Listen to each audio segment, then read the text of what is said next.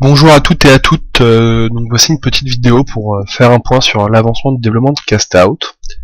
Donc déjà ce qu'on peut voir, c'est que graphiquement ça a bougé un peu. On a modifié nos filtres de poste rendu. Donc on a l'effet bordure noire là qui est quand même beaucoup plus propre qu'avant. On a aussi là dans ce niveau là, c'est que des modèles et des textures donc faits par l'équipe de Castout. Donc on a commencé à faire une charte graphique des textures, des choses comme ça pour donner une unité. Ce qu'on peut voir deuxièmement, c'est la HUD, donc l'interface. En bas à droite, on peut voir la vie, la vitesse et la masse.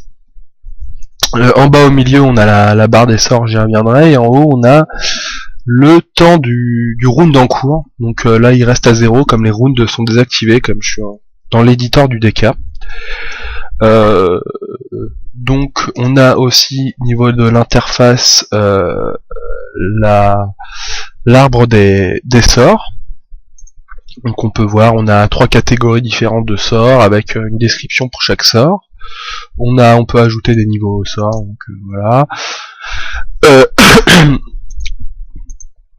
On a fait un peu d'ergonomie aussi parce qu'au début on était obligé de sélectionner notre sort et aller cliquer sur Select Spell, c'était un peu ennuyant. On a ajouté un petit bouton comme ça plus facile avec des petites gemmes ici permettant de visionner le niveau du sort. Niveau du gameplay, on a donc les modes de jeu match à mort et match à mort en équipe qui sont déjà développés, qui marchent plutôt bien. On a notre système de round donc qui est désactivé là. On a aussi développé niveau gameplay une chose qui s'est révélée beaucoup plus importante que ce qu'on pensait. C'est un manager d'effets en fait, parce que la plupart de nos sorts infligent des effets divers et variés, et pour les faire coexister, et on a dû faire un manager assez complet.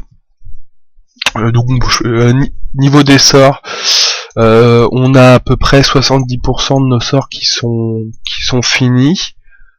Donc les 3 niveaux, chaque sort a 3 niveaux. Je peux vous en montrer quelques-uns. Par exemple ça. Qu'est-ce que je vais vous montrer? Celui-là. Donc on a aussi, là par exemple sur la boule de feu, on a refait le particle effect, donc l'effet du sort.